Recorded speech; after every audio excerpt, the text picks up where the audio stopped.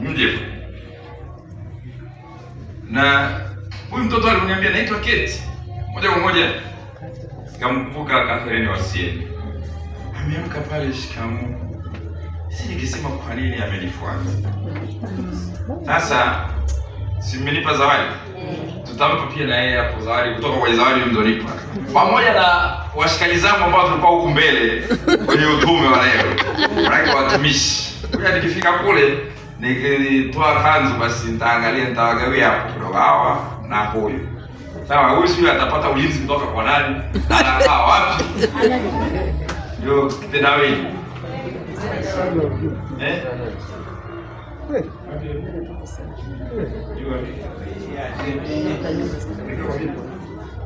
Anakaa kwa bibi. Unataka uende na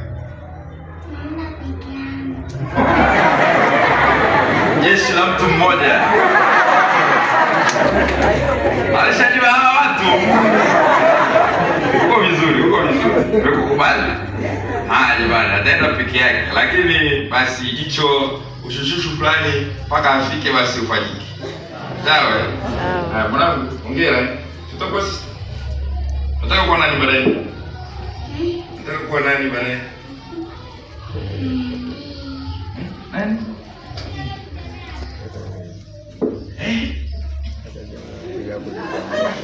Anataka kuwa mtoto wangu.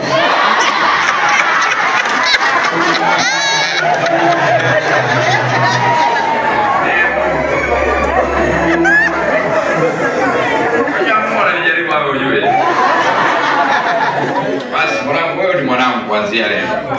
Hajawahi kutokea kabisa.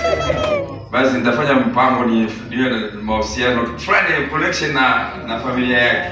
Amina. Umeongea hapo mbele ya madhabahu ya Mungu wewe. Mimi ni nani mpaka nikatae? Na kwa nini unaongea? Wewe ni mwanangu. Sasa mwanangu. Hapa nijitambulishe zamu yangu sasa.